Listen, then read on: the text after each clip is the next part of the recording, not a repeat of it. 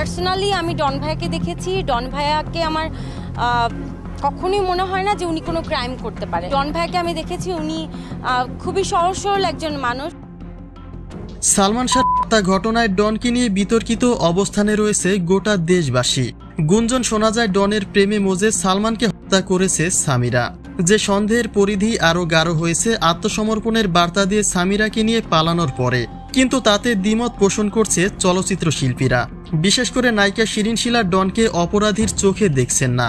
তিনি বলছেন ডনের মতো একজন সহজ সরল ভালো মনের মানুষ যে করতে পারে সেটা তার কাছে বিশ্বাসের অযোগ্য, কেননা তার দেখা ডন একজন ভালো মানুষ। দেখেছি ডন ভাইয়াকে আমার কখনোই মনে হয় না যে উনি কোনো ক্রাইম করতে পারে। কিন্তু যদি সেটাই হবে তাহলে ডন কেন সামনে থেকে প্রমাণ করছে না যে তিনি এই ঘটনার সঙ্গে জড়িত নয়?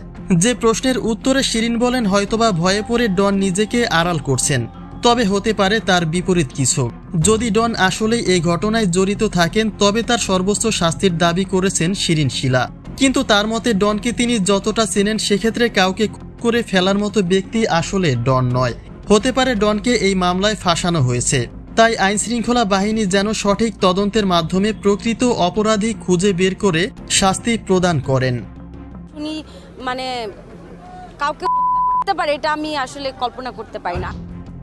অন্যদিকে আত্মসমর্পণের বার্তা দিয়ে নিজেকে নির্দোষ প্রমাণ করতে চাওয়া ডন পালিয়ে ভণ্ডামির তালিকাভুক্ত হয়েছেন। ডনকে নিয়ে সন্দেহের প্রবণতা বৃদ্ধি পেয়েছে তার এই আত্মগোপনে চলে যাওয়ায়। একে তো ডন বলেছিলেন সালমান আত্মহত্যা করেছেন, কিন্তু কোর্ট সেখানে আলামত পেয়েছে। আর দ্বিতীয়ত সালমানের স্ত্রী সামিরার সঙ্গে পরকীয়া প্রেমের গুঞ্জন তো রয়েছেই। সব মিলে বেশ সন্দেহভাজন অবস্থানে রয়েছেন ডন।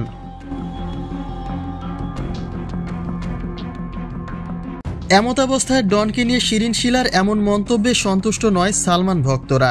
শিরিন যেন জেনে বুঝে কথা বলে সেই হুঁশিয়ারি প্রদান করেছেন সালমান ভক্তবৃন্দরা।